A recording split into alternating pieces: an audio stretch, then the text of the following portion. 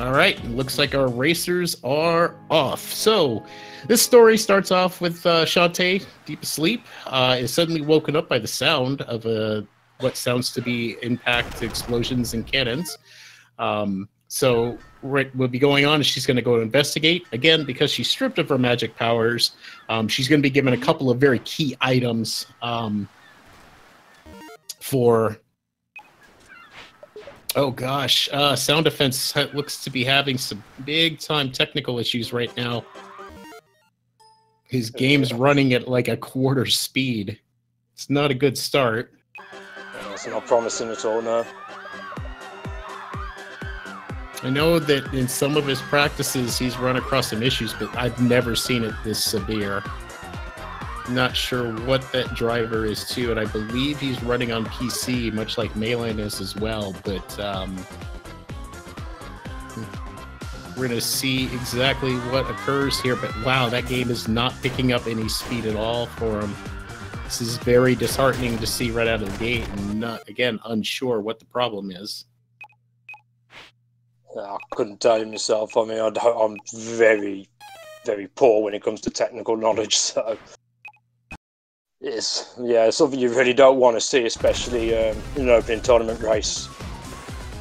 I might have figured it out. Unfortunately, this is going to put him at quite the disadvantage. He's got to play a little bit of catch-up here. I mean, it's not out of the realm of possibility that he gets back in, but apparently being in windowed mode drove his issue. So switching it to full screen, he's now able to move at a proper pace. So... seems to have fixed it up, and just to mention, we've got the first boss here with Hammer Baron. He's pretty much one of the RNG bosses of the run. He can do a few things. He can charge.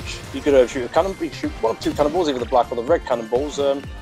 Which order he wants to go in will be down to him, but we do at least know that if he decides to shoot one of the cannonballs, he will not charge for that phase until the red ball has been shot out. So we can use that to our advantage. I missed the dialogue skip with Sky and Bolo coming out of the room. It's not a big deal. It's just a second loss there, but ideally you'd normally want to jump over that little dialogue trigger. I think he's maybe a little flustered from the early technical issues, but he's arrived at Ammo Baron. So I didn't catch Maelin's RNG as I was kind of keeping an eye on what was going on with Sound Defense. I didn't think he had too bad RNG on Maelin's side, but Sound is getting trolled. I believe he's on around like a 210 to 212. Okay, so his RNG wasn't too bad. Oh, he's going for the relatively new strats using the cannon there, 6 hair strikes, and then a few cannon strikes there just to kind of ensure that he could do the pike bolus. Emma Baronin pulls it off. So, all right, he is a bit of a disadvantage, about a 308 on that, but that's not something that I think will be too much of a hindrance. As long as his game behaves throughout the rest of this run, he should probably be able to play catch-up, just knowing his skill and ability, being a very veteran runner of this particular game. Is it 7 whips and 3 cannons Esco? Sorry, my bad. That's all right. Just to say, there's multiple points of the run where there will be RNG that could play a factor, so the RNG could favour Sound and help him bring it back in, but thankfully, at least the issue was at the beginning of the run, so... He'll have more than enough time to be able to have his chances to pull this back. Yeah, it's a rough start, but nothing that I know he can't get past. All right, so Maelin just finished off the one and only Cackle Bat that we'll be fighting within this particular run. Sound Defense is currently in Trap Tub. Shoutouts to Trap Tub. Risky and her Tinkerbats came up with an ingenious trap, even though Shantae was a little slow on the uptake to realize she doesn't own one. So Risky obviously wins that little battle there. Devious pirate? That's the huh? All right, Maelin's very bad joke, sir. Very bad. Maelin's picking up the library card from Sky and is going to be performing the one and only mandatory save that's required in this run.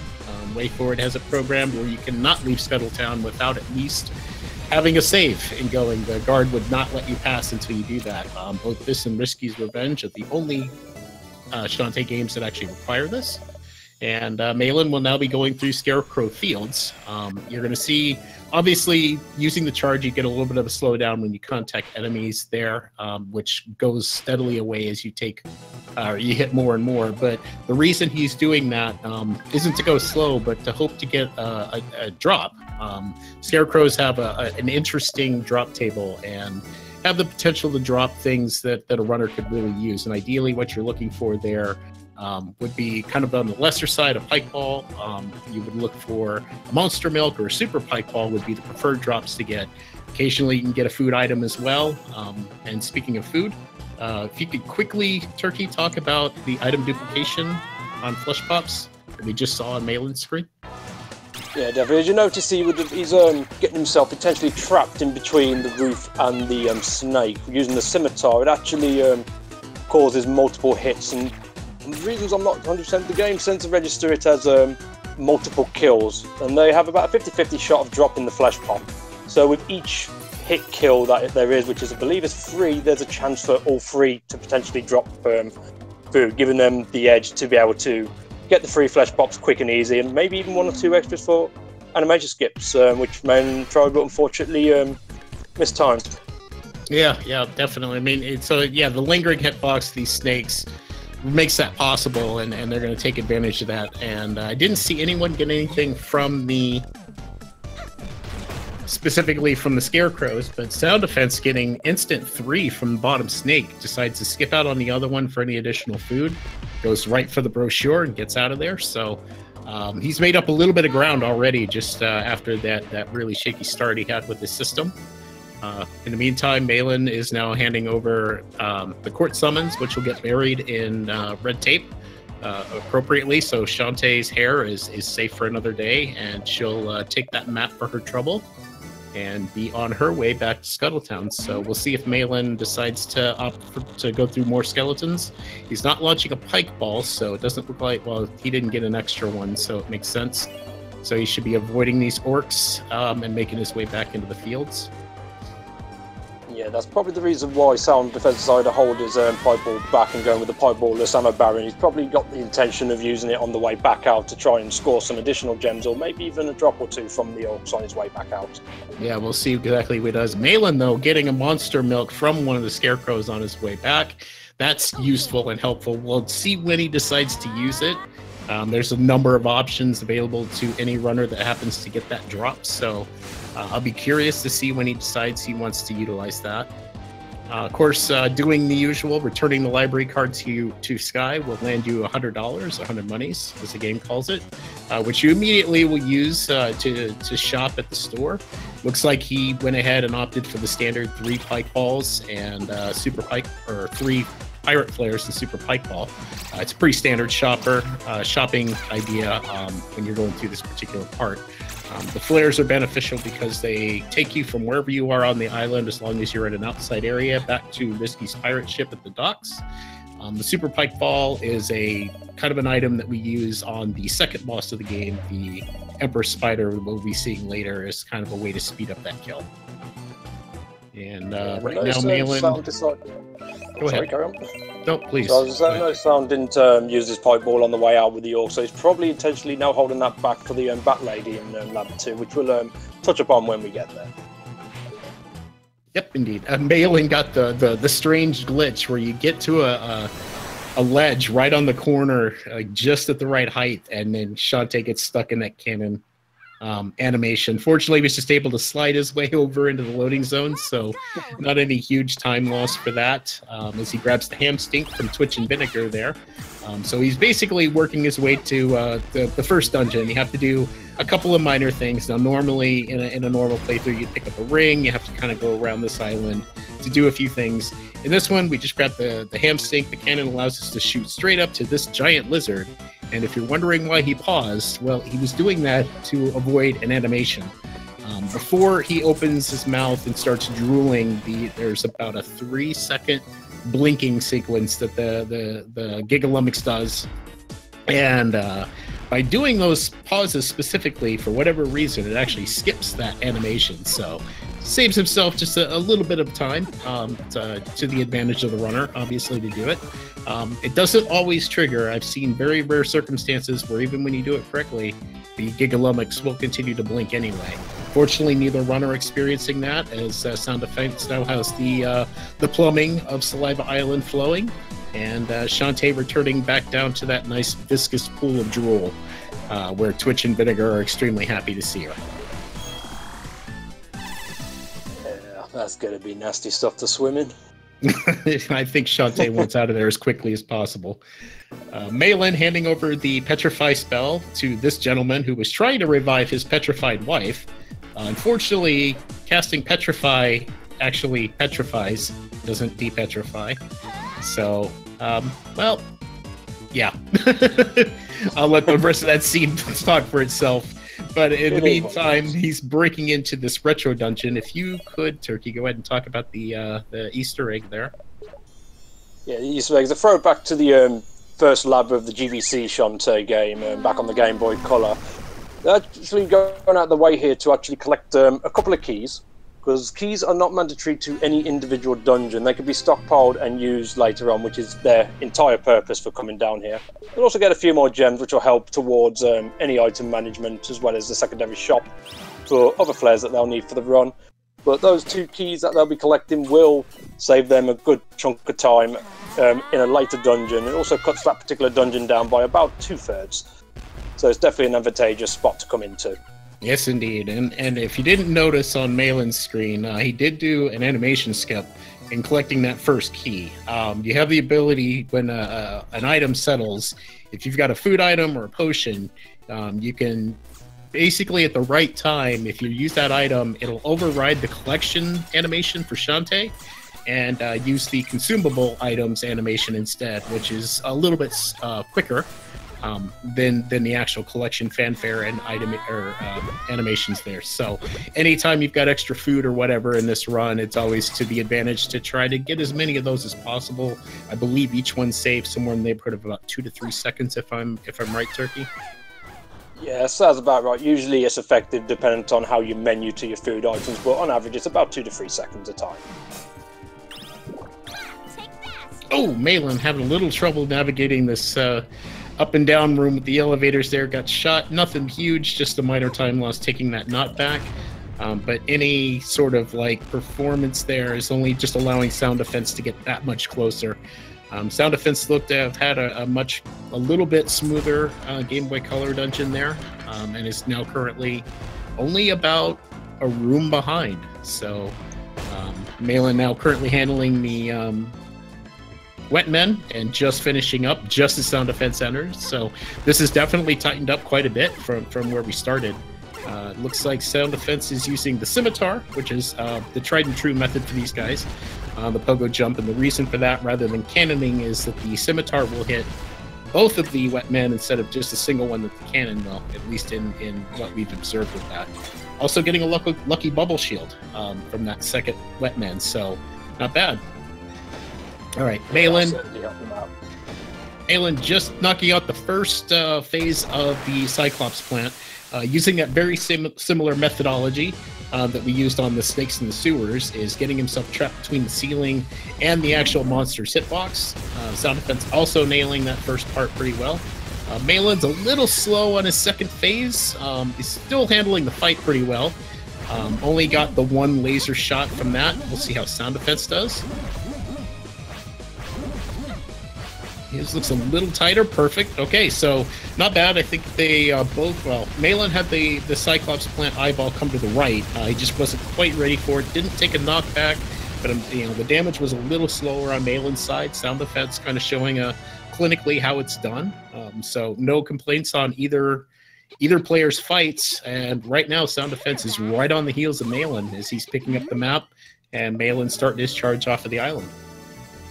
Yeah, he's made a decent pull back there. Also, you may notice that when even though the other went to the left, Sound Defense did also jump. He actually was using a sound cue there to anticipate when the eyeball moved. So if it did move to the right, he would have been up and ready to start his attack. Gotcha. Majadi pointing out that I must have missed it, that he picked up another monster book somewhere during the course of the dungeon. So he opted not to use it on Cyclops plant, which is an interesting call if you had 2 at this point. Yeah, there's a possibility he'll probably use one for the spider and then keep one backed up for the later bosses as a just in case, because RNG can mess you up for your item management in the mid-game, especially when that's the most important part of item management gathering. Yep. Especially if you rely on the RNG itself. Yeah, and I could understand the call. I mean, maybe saving it for later in case the RNG decides it wants to dry up. It's not necessarily bad when normally you wouldn't have these anyway. It's just a minor speed up when you're kind of not used to having those already, so there's not a big loss in hanging on to those. Right now, both runners going through Spiderweb Island right on each other's heels. We're about to have a little bit of sync here. They are both entering the Run Roddy Tops cutscene about a second apart, so we're going to get double the action, double the fun. And again, I've been spending a lot of time, Turkey, and I'm not doing this to pick on you, but could you talk about Run Roddy Tops? Yeah, I'm sure that's not intentional at all. No. Yeah, Run Roddy Tops is essentially this game's version of an auto-scroller. There's many enemies that could have them. There's got some grabby hands in there, some licky tongues. And later on we'll have some kitty robots and some crazy tombstones. But ideally what they're basically doing is just following through as much as they can. There's a few areas where they can save a little bit of time, cutting past some tongues, for example. But the thing with this area is you have no health, but if you take a hit you'll be sent directly back to the beginning of the screen that you're on. So it can be costly taking any hit at any point, but yep. We'll see what we can do. All right, well, Gatekeeper held up Sound Defense, but Sound Defense didn't challenge, so he didn't take a death or anything there. They both kind of were back and forth on tongue skips. It was actually quite the sequence of lead changes as they were going through that particular first room, but then they both made it through deathless. Again, I'd say that it wasn't the most optimal, but no bad, no deaths were taken, which is interesting. And really good. And then, of course, this following room with these spikes, they're on a global timer. There's nothing you can do about them. It's probably the most auto-scrolly feeling room of the entire run section is these next two rooms. So it really does drag on when you're trying to run through here and just see about wanting to go faster, but really not having the ability to do so. All right, Sound Defense just finishing up with the last bit of like major auto-scrolling portions here for this particular one. There's still a lot of run left. It's notable to say, you know, that this part kind of acts like a bit of a mini game of sorts in the regards that any contact you make with any of these monsters in here will insta-kill, and I use that in air quotes, Shantae. You don't actually take damage. As you see, you don't actually have a health meter or anything here. The penalty for being touched obviously just sends you back to the beginning of the room that you were in at the time that you took the contact. So again, trying to avoid that wherever possible, because that's obviously a time loss any one you take. And in note of those tombstones, you'll notice both runners had kind of knew exactly which ones were the ones that were going to move. It is a little RNG in regards to when a tombstone stands up and what direction it'll go, but we know exactly which ones have the potential. So it's better to not necessarily chance them when you're in a run and want to get a good time. Just basically do everything you can to avoid those ones, to avoid that particular circumstance. Yeah, and neither runner did stage jumps, so I'm calling run invalid on both of them. yeah. I mean, they're both relatively tenured runners of this. I'm a little surprised. No, I really don't blame anyone for going for stake jumps. It's just swag, doesn't save any time, just looks really cool. And if you mess it up, well, again, you're going to lose time, and you are in a race. So.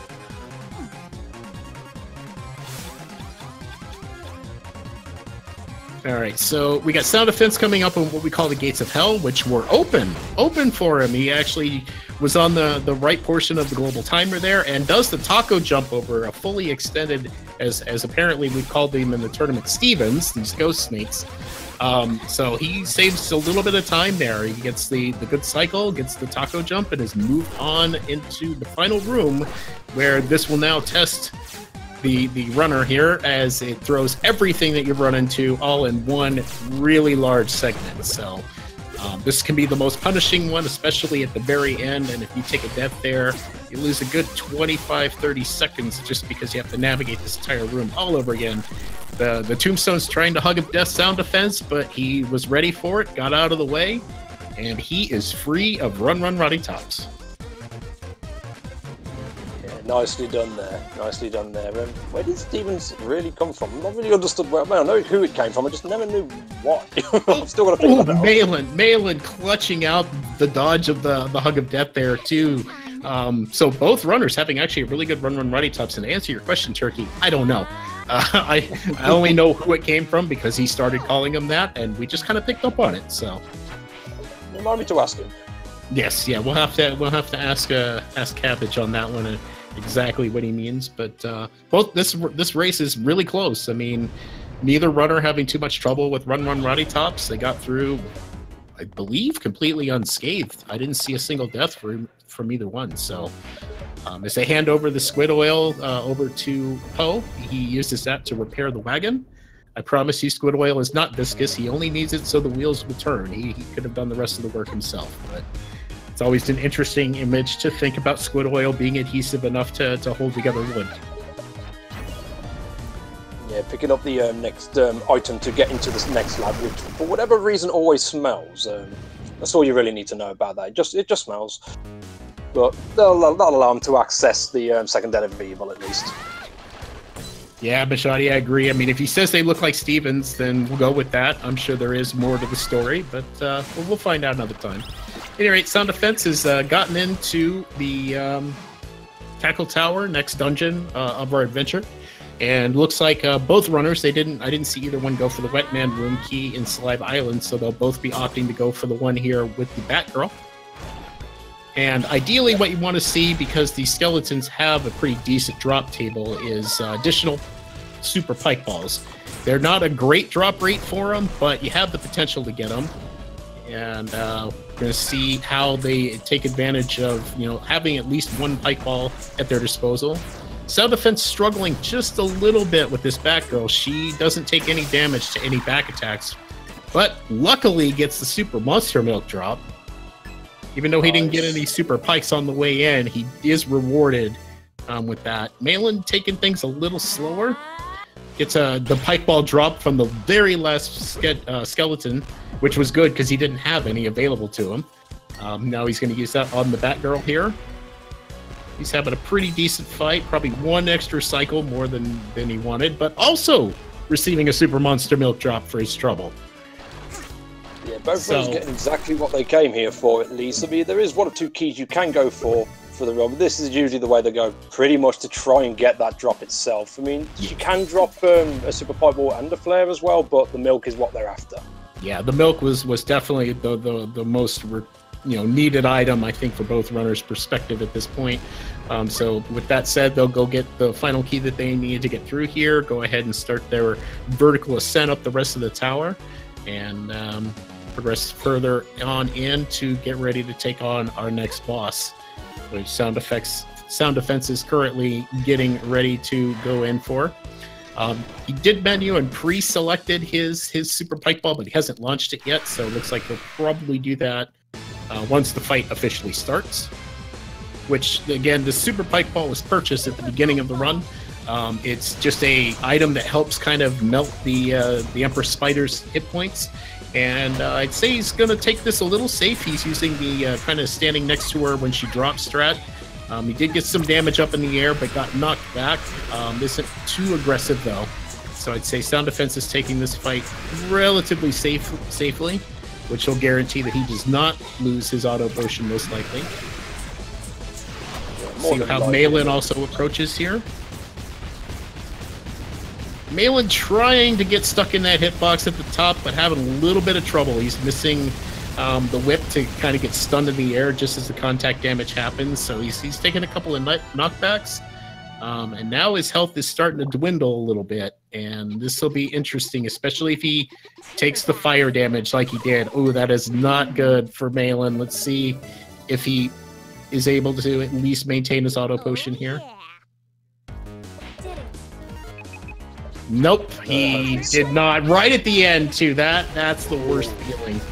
is right at the very end. She had like 1 or 2 hits left, and he pops the auto potion. So it's not a run ender for Maelin, but he's got to be a little bit more cautious. And to replace one of those is a very pricey, kind of pricey. 50 gems, which aren't easy to come by, especially in the speedrun route. We'll see what he decides to do, how he decides to go. I might anticipate some safety saves coming from him. There's a possibility, and it's always the risk trying to take on Emperor Spider is speed, because you're essentially playing a game of chicken with allowing the Pieball to do the majority of the damage. I mean, stun locking in that hitbox as well also replenishes your cannon strike, so you're able to keep yourself hovered up in there to score maximum damage. Yeah, it just didn't kind of work out. I say both runners, again, Sound Defense intentionally taking it safe. Maelin trying to get a little bit more aggressive, but it cost him.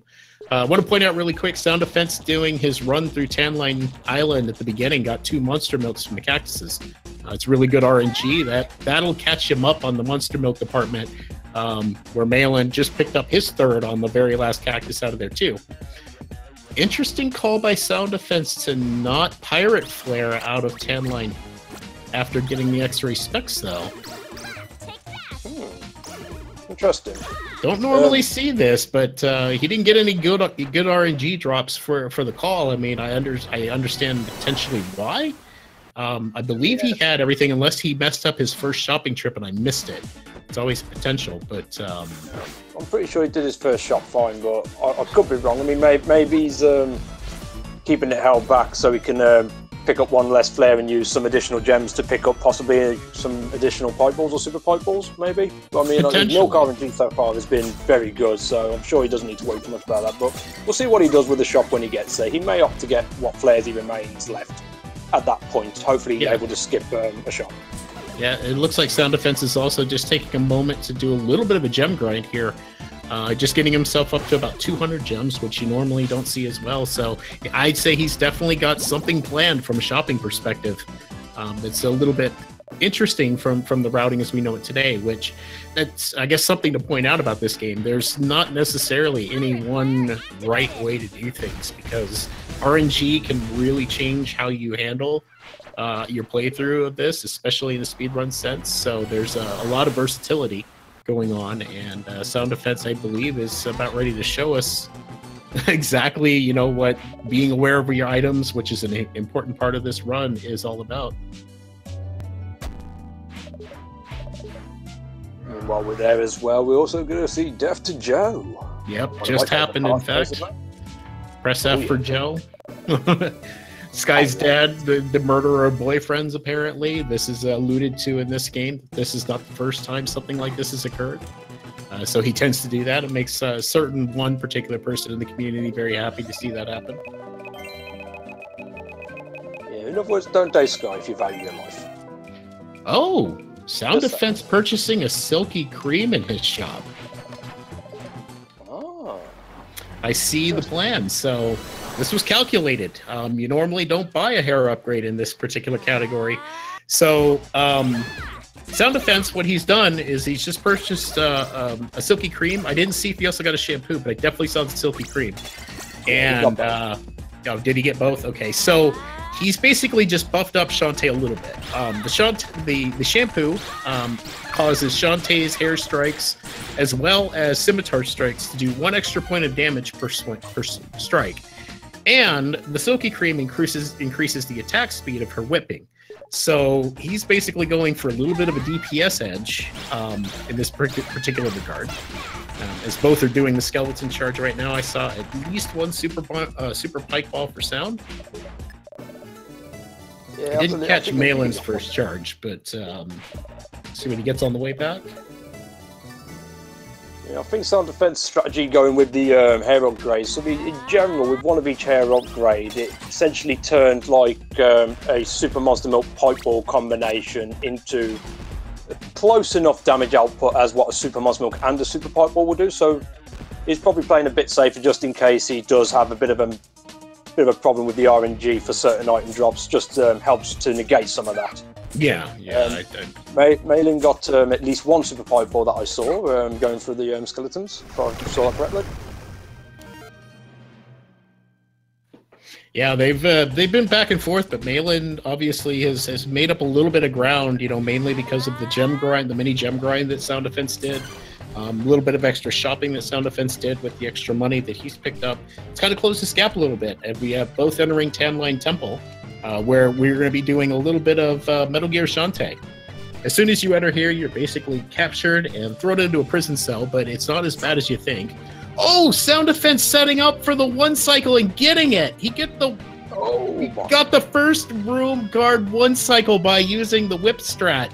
And oh my goodness. So that is a very tight trick to get. You've literally got like 2 frames, I believe, whichever way you go about it to execute that trick. There's more than one way of getting bad, but both of them very, very tight. And I wouldn't have expected to see that in the tournament position, but fair play to Sound Defense. No, very much so, because, I mean, obviously, if you get caught in here, you're sent back to the room you started in. So any misstep, and you lose a lot of time.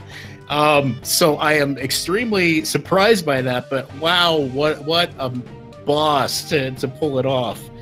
I'd say that I know how he's been doing his practice, and takes it a little slower in the last guard room, but very safe. Did a little bit of a risky one there at the end, but gets through uncaught. So, wow. GG Sound Defense on showing how it's done within Tan Line Temple.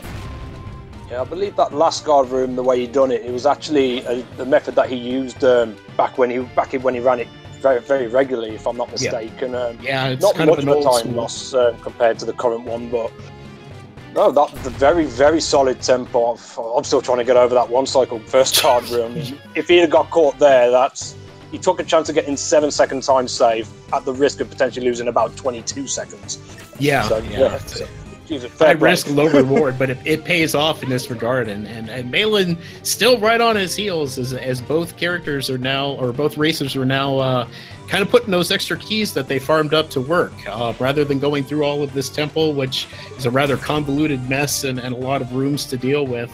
They're going to use those keys that they stocked up in the first dungeon here to just free all the other girls, which I will note were all kidnapped within a span of 30 minutes by this guy, all mistaken for that nice statue in the background. And then the real princess shows up, who has been at the store for that whole time. Just, you know, she wants some French bread.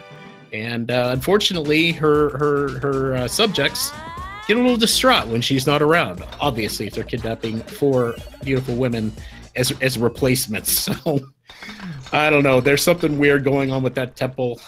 Sometimes I prefer, excessive. Yeah, there's something up there. But for all of our trouble, we get that golden pickaxe, which makes workers work incredibly fast. They cleared the ruins away, and we are now free to move on forward to our next Den of Evil.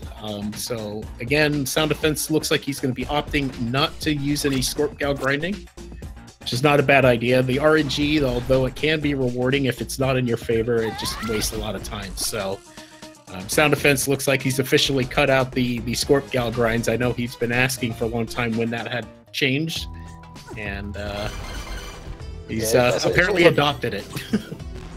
It's also possible, to be fair, his RNG item-wise, he's in a very good spot that way, so he probably doesn't necessarily need them as well. So there's that potential possibility, but either method is viable. But if you go with the Scorp Gal grinds, you're essentially at the mercy of their RNG, which can be cruel. It can be very cruel.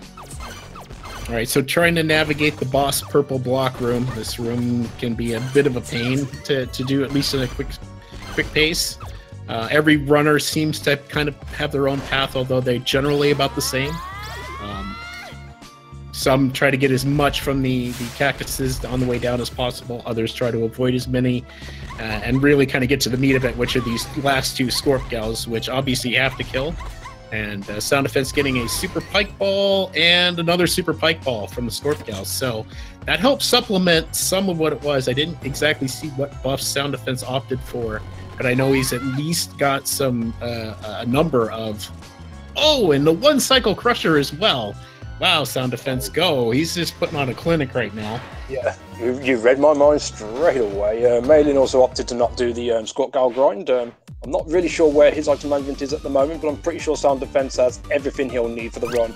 Maybe minus a mil, but he may make that work to his advantage, but he also may take an additional shot. He's got plenty of gems to work with, so he should have no problem in that department. Yeah, agree. I mean, it looks like I saw his menu there as he was getting set up for the Squid Baron fight, which he's in right now.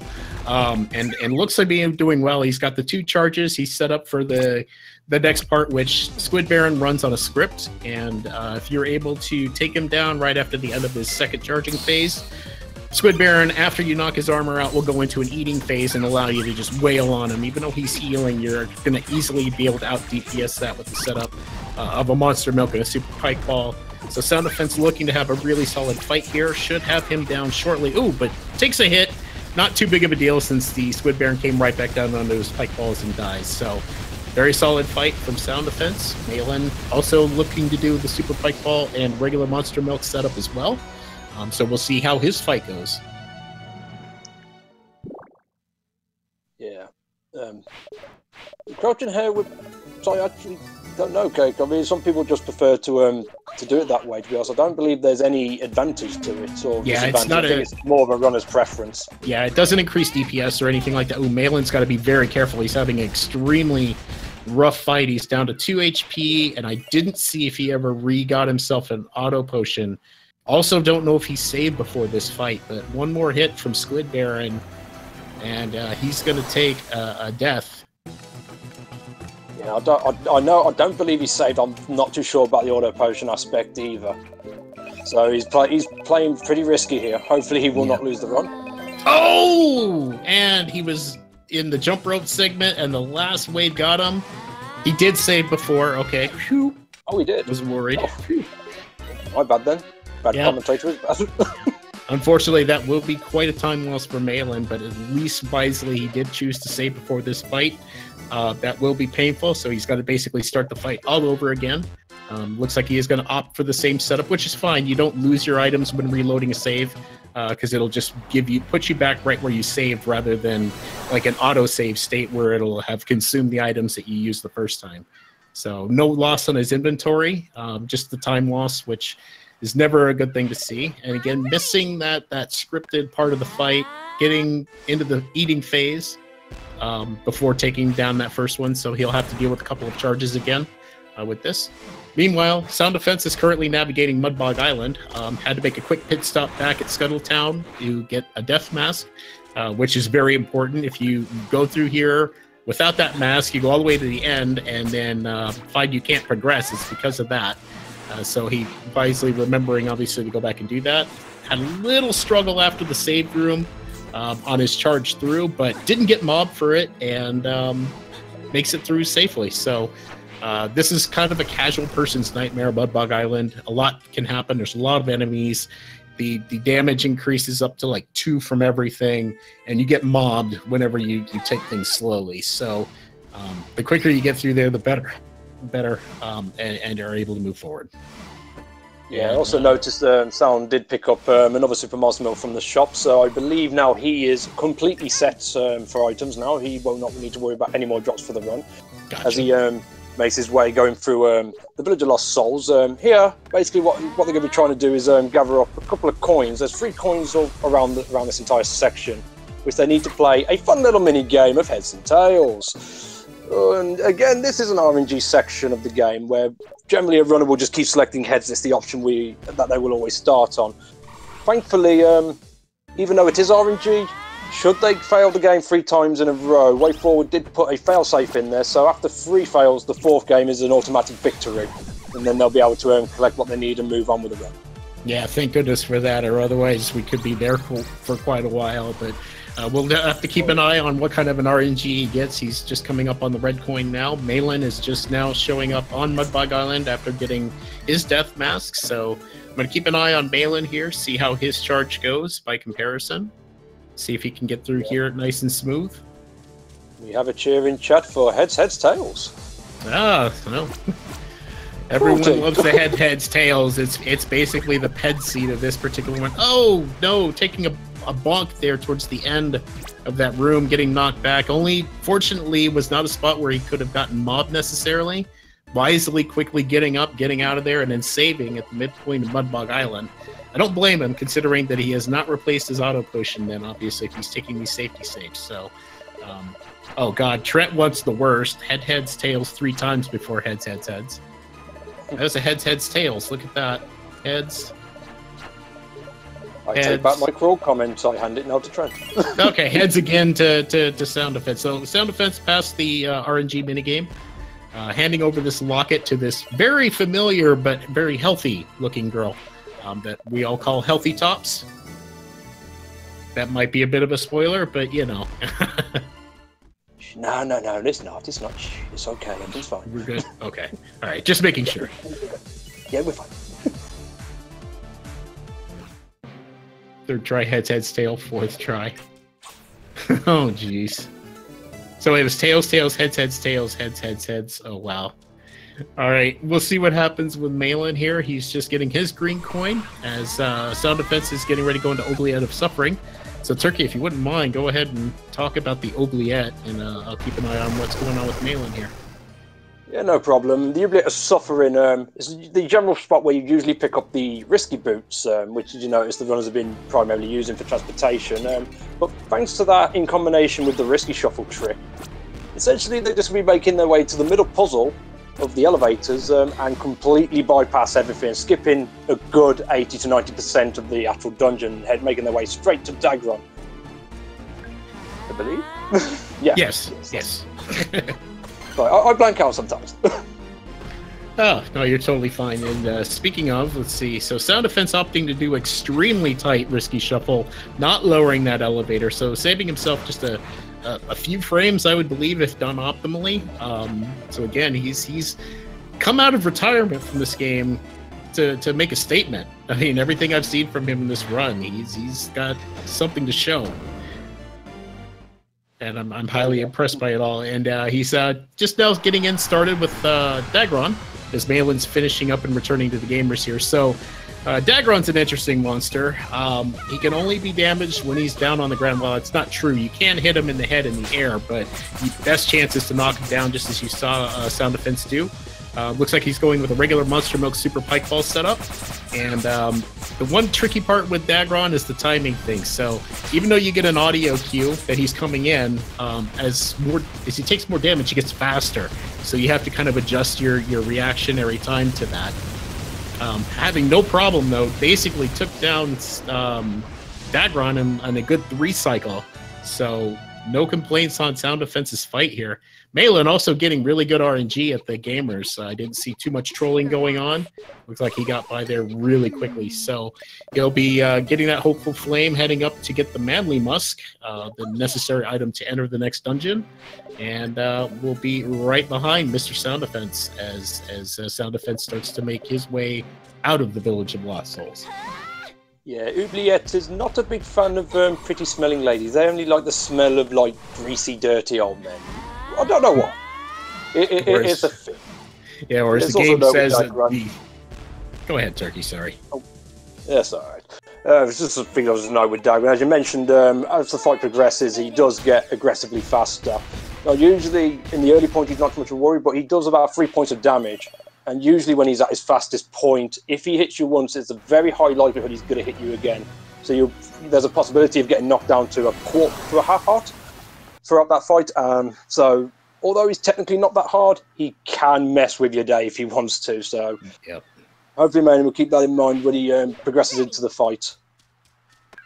Yeah, Curtis, unfortunately, Maelin had a death on Squid Baron, which really attributed to the big gap that's going on.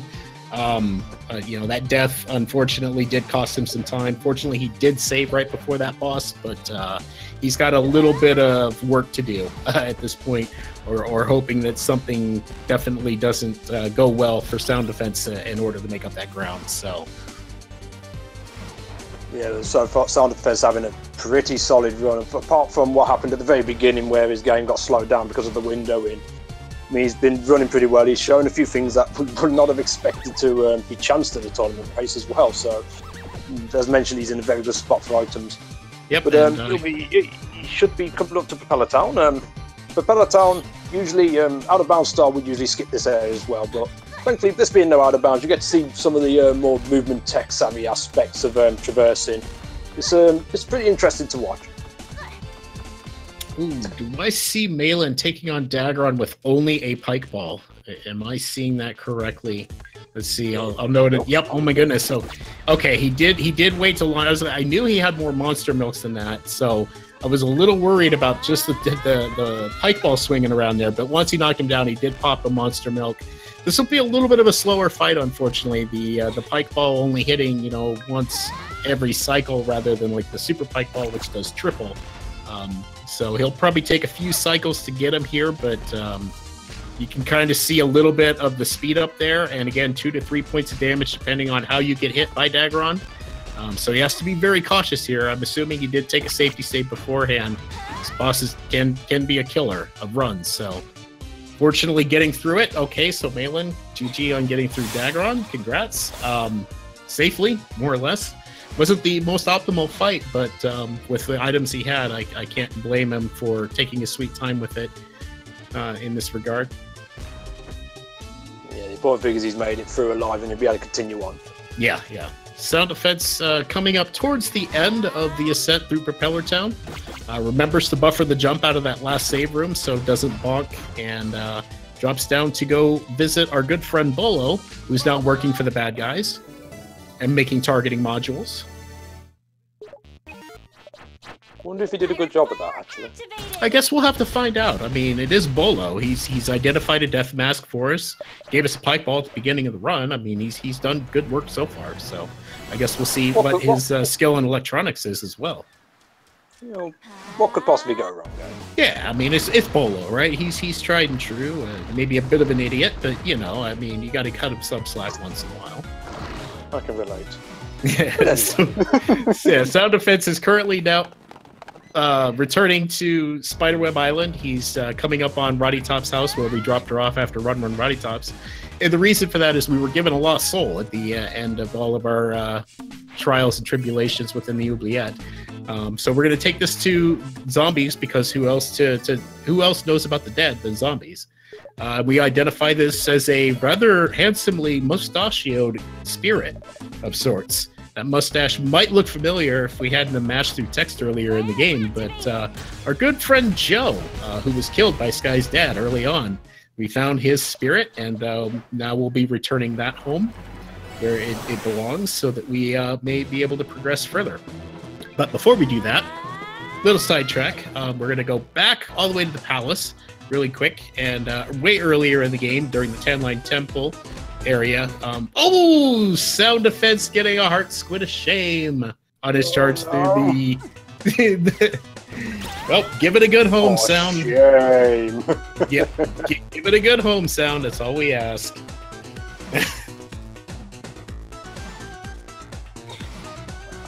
That's bad luck. You don't want to see. But at any rate, so he's running all the way back to the palace. Earlier in the game, we did pick up this sword.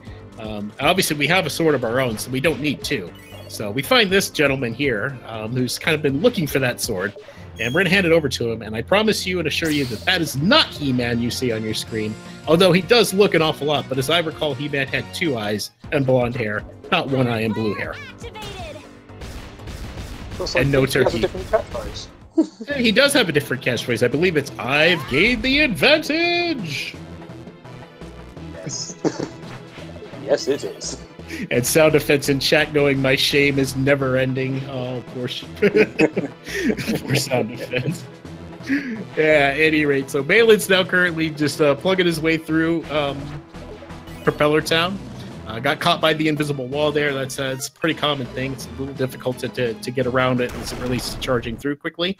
Also, just opting a little bit more for the extra airflow to get up here. Don't blame him. I mean, it's been a little bit of a tight run. Yep, I wouldn't have chanced it either in that position. So goes around rather than taking the small gap between that spike block and that thing. I think he's looking for some drops too, because he's actually plowing through those robots with the risky charge. So I'm wondering if he's a little low on pike balls and hoping that he's going to get an extra drop there. It's possible. I mean, he's also probably trying to rack up a couple of solo gems if he's got an idea of what he's looking for in the shop. So yeah, true. I mean, right now where he's at with 108, he could buy a 3-pack, but if he needs a bubble, which I don't recall seeing him get one,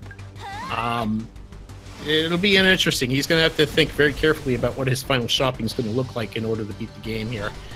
Sound Defense currently going through the abandoned factory, so Bolo obviously could make targeting modules, but they're apparently not accurate, as that shot was aimed for the palace and ended up way over here. So I guess you could say Bolo not the most accomplished electrician or maker of electronics in that regard, and at least it works in our favor. We open up the next dungeon as Sound Defense is currently navigating the last room, just getting the last key, and hopefully will not get trolled by the ice block. Turkey, with that, could you set us up for Maggot? Steel Maggot, please. Steel Maggot is he is the motherlode of RNG, the boss, when it comes to Pyrus Curse. As you'll notice, he's got 3 buttons on his back, and the idea is we need to figure out the sequence in order to expose another button that's on his tail end. Problem is, we don't know what the code to it is, and they've just got to pretty much just keep hitting at it until they can figure the code out, which changes within every run as well as every cycle. So every time they expose that tail, the button combination will change. So pretty much crack the buttons open, smack his tail in, rinse and repeat, bye-bye Maggot. Yeah, and that's exactly what's happening there on Sound Defenses. He got a relatively okay pattern, was able to identify it pretty quickly. We'll see how the second one goes. He did get a decent amount of damage in there, so I don't expect that Steel Maggot will be alive much longer on Sound Defense's side as he starts working his way through that final code, getting down there for the drops. And yeah, it was only a matter of a couple of hits after that because of the hair buffs Sound Defense picked up as well as what he's got available to him. So really good fight for Sound Defense there as he's going to be working his way towards the end of the game. Maelin now just stopping to get a little bit more items. This has a Pirate Fair, Super Pike Ball. So he's just kind of restocking on the things he's going to need as he goes to do his charge off to good old Brandson. Looks like he's going to also take some time to hit the Scarecrows, maybe in hopes of a Monster Milker Super Pike Ball drop from one of them, but as per usual with them, not really forthcoming with those. So he might be strapped a little bit for resources, but he's doing everything he can to make sure that he completes this run. All right, Sound Defense has delivered the last map to Risky Boots, and they have set sail to the Lonely Grave. This is a very aptly named island. Unfortunately, there's not really a lot going on here. It's just a grave, as you can see. Oh, but swagging it in with the swag slide with, you know, maybe a little bit of a time loss there to do the risky shuffle and go in, but it looks cool. You're going to charge in and, oh, I'm just going to slow myself to a stop and watch this purple ghost take my compatriot for this entire game out of nowhere. Yeah, been to the birth of the Pirate Master. Yep. Yeah, if I remember rightly, as the story goes, Risky used to work for the Pirate Master, but during the Great Genie War, Risky decided to call mutiny on him. So he's not too pleased. Stabbed him in his back and then decided to wear his face as her outfit, by the way. Yeah. Interesting. It's actually quite morbid when you think about it, actually. Yeah, there's a lot darker story going on than meets the eye with this game this cute and cuddly. So Maelin now, he's just got the shot off. He's going to be making his way to the abandoned factory as Sound Defense is coming up on Pirate Master's Palace. And Turkey, if you could talk about the ascent. Yes, as I was getting ready for that as well. The tower itself, in a general run, general playthrough, sorry, you'd have to go for what's known as the Pirate Master Trials in order to climb all the way up. But thankfully, in both forms of the category, you're able to bypass this aspect by with the no out of bounds. Sorry, they'd use the hat and the cannon to their advantage. The hat actually pushes you up a frame or two, or pixel or two. Sorry, and in conjunction with the cannon, by shooting them off at the peaks of your jumps, you're actually able to reach the platforms just above you, completely bypassing the trials. So he'll be getting up there as quick as he can, bypass everything to make his way to the final fight with the Pirate Master himself. Yeah, and he's navigating pretty well, actually. I'm not seeing too much struggle there. Like, occasional forgot, which direction to go at the right time. Yeah. But overall, he's ascended very, very well. So no complaints. He makes it to the top, and he's now charged into the Pirate Master fight. where he will be looking to finish the game. And I know he's got at least a bubble. Pretty sure he's got a Super Monster Milk and a Super Pike Ball as well, which he does. So he'll be using those right now. The bubble is extremely important for the latter part of this particular phase of the Pirate Master, where he throws these purple bubbles, and these purple bubbles will one-shot you for 8 points of damage if you are not protected by that bubble shield.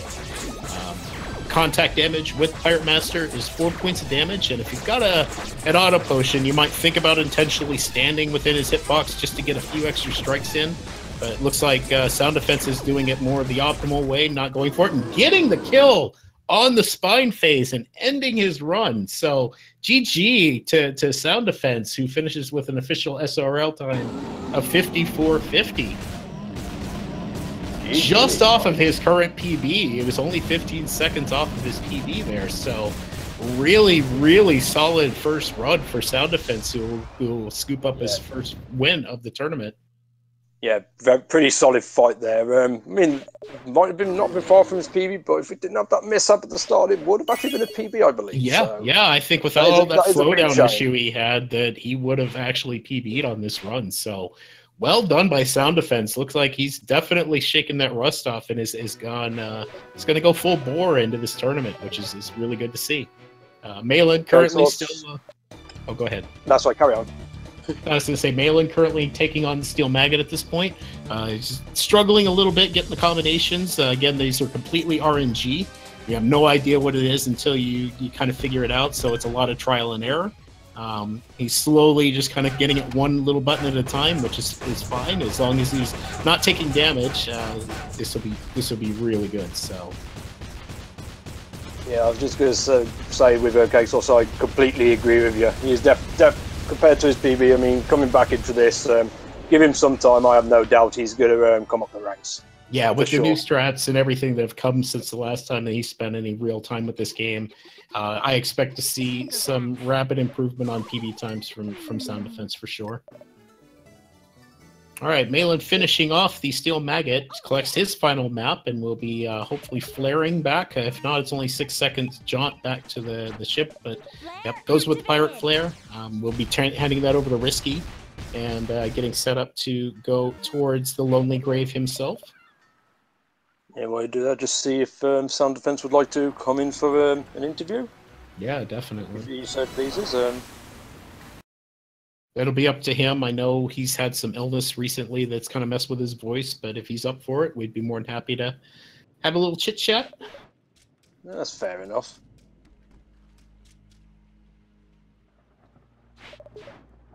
Oh, I see Mr. Sound Defense is, joined, and then I think he tried to join us. We're going to pull him in. Hey, Sound Defense. Hey, guys. How's it going? Good. How are you? How are you feeling after that run? Feeling pretty relieved. I don't need to tell you, I was freaking terrified right as that run was starting out. Yeah, I was gonna say, like, I think it kind of set the tone initially when you were having that slowdown issue, and I was a little worried about it. So, I'm glad you were able to resolve that really quickly. I didn't realize that windowed mode was going to cause you that kind of problem, but yeah, me too. It never has. Like, it's done that occasionally, but not like so consistently horribly. It was very strange. Yeah, for certain. I mean, it was unfortunate that happened, but still, even with that, pulling this race back, putting in a very good performance, and you shocked me with that one cycle guard room. I wasn't expecting anyone to attempt that. I mean, it's a fair play to you there. So you must be feeling pretty happy about your run overall. Oh yeah, this went about as well as I could have expected it to for my. I think this is actually my first race of this game I've ever done. So. Yeah, I don't recall ever seeing you, at least within the official SRL stuff. I mean, if there was any races before that were done outside of that, then I would have to agree that this is the first one I've at least seen you partake in. Yeah, I think it was before my time for me to know, but yeah. Sorry. Yeah, I was a little surprised myself at the things I was willing to try, because like I learned the one cycle temple thing about an hour ago, and I wasn't sure I could actually pull it off. Wow, and you just nailed it first try and save yourself about 7 seconds rather than lose 20. It was most impressive.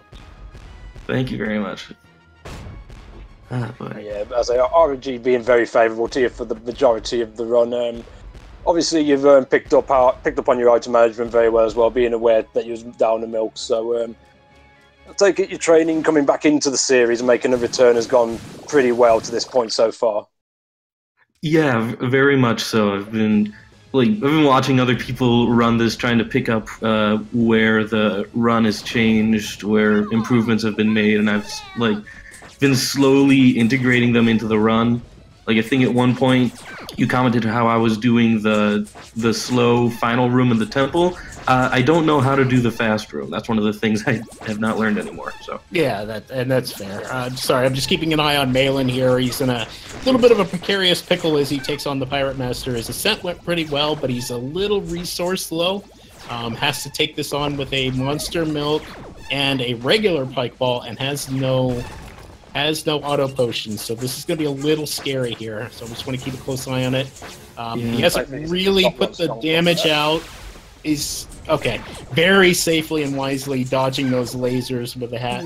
Oh, but then takes the knee. Oh, he runs into him, and I did not see him save before that fight. Does Bubble Shield deflect lasers?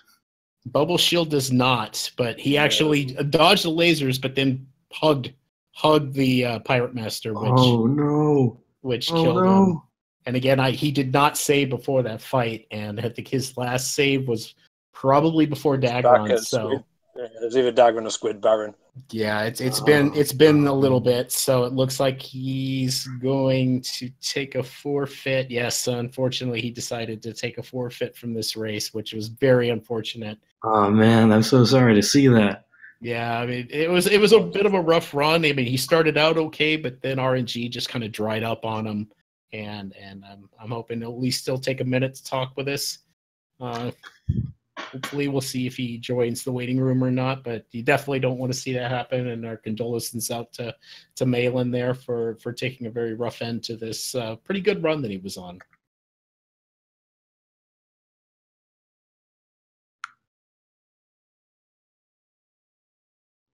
Yeah, it's very unfortunate for Maelin there.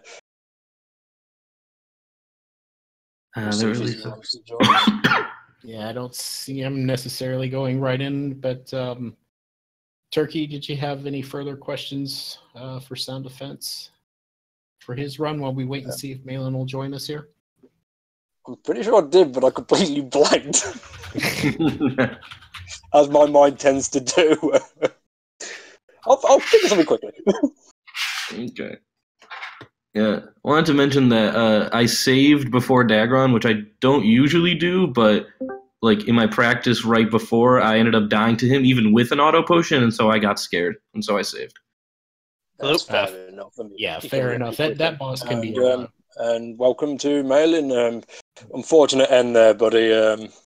It's a shame to have a run die at that, especially right at the end. Yeah, it happens though. I hadn't practiced the end game in a while, so I was hoping that wouldn't happen, but I was kind of okay if it did. At least I got to the end. I was okay with that. Yeah, it was a bit of a struggle there. Like, you started out really, really well. The RNG was really in your favor. You were getting drops here and there where you needed them, but as the run continued on, from what I saw, it looked like resources dried up a little bit, and you ended up very under where you would like to have been, probably starting at Dagron. Yeah, around then is when I started to notice, particularly for actually super pike balls, that I was running really low, and my gem count towards the end, right after I beat Steel Maggot, I also noticed how low my gem count was. I was actually worried, I'm not going to have a super pike ball for Pirate Master. What am I going to do? But I just figured I would go for it and see what I can do with that. And you had a good thing going there. I mean, you wisely were avoiding those lasers. You did a really good job with that, but then unfortunately got a little too close and gave Pirate Master a hug. And without that auto potion, ouch. But it was a good run overall. I mean, everything I saw, everything was going well. I mean, there was a little bit of struggle there with Squid Baron. It's not uncommon to have happen when he gets out of control. He'll put the hurt on you, and unfortunately, he did get you there. And it was a good call, I think, on your part to save before that, but I thought it was still very solid. You were on pace for a decent time in the overall scheme. Yeah, it was looking like it was on just over an hour, so overall a nice decent round run there. So fair play and congrats to you, buddy. I say congrats, but unfortunate for the death, of course. As you can tell, my words are not very good.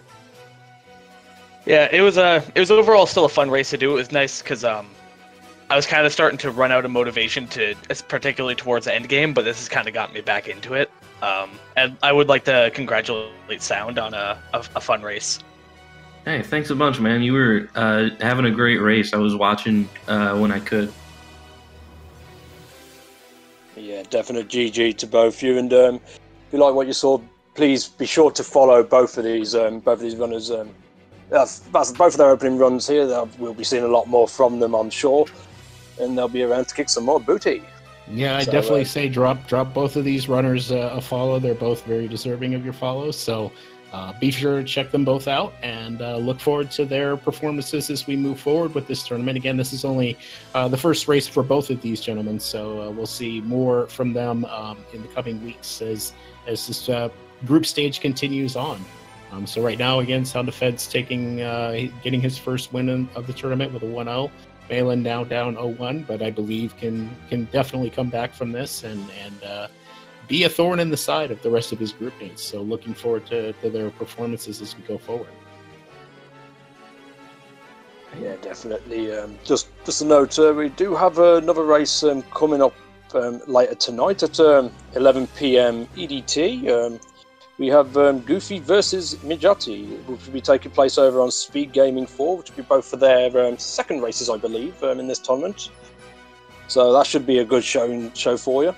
Yes, indeed. And it doesn't look like we've got anything on this particular channel for Speed Gaming right after this event. Looks like right now we got Mega Man X4 going on Speed Gaming 3. We have an Ori and the Blind Forest All Skills race going on over on Speed Gaming 2. And a Link to the Past randomizer race, I believe, is starting up on Speed Gaming 1. So definitely, again, nothing going on this particular channel at this point. Next event on this channel will be at 7 p.m. EDT with Mega Man X4. So look forward to that as well. And then the newly christened Speed Gaming 5 also starting up at 6 p.m. EDT with Diddy Kong Racing. So, if you're in for any of those particular ones, be sure to tune in. Otherwise, I'm sure auto hosting will kick in for this particular channel and it'll carry you to where it would like to go. So, again, thank you all for being here. Thank you, Turkey, for commentating with me. It's always a pleasure. As always, sir. It's always great doing business with you. Yep, and Sound Defense and Maelin, thank you very much for the very entertaining race. It was a pleasure commentating for you guys. Thanks for the commentary. Yeah, GG, guys. Any final words from anyone? GG. Yeah, GG. Yeah. GG's a good way to finish everyone. And that's one way to do it. So thank you guys for stopping by. We sure hope you enjoyed yourself, and stay tuned for more brilliant speed running across the whole of speedgaming.com. So, or Speed Gaming Twitch, sorry. I don't know what I'm about. Anyway, either way, thank you for stopping by, and take care, guys. All right, have a good one, everybody. All right, see ya. See ya.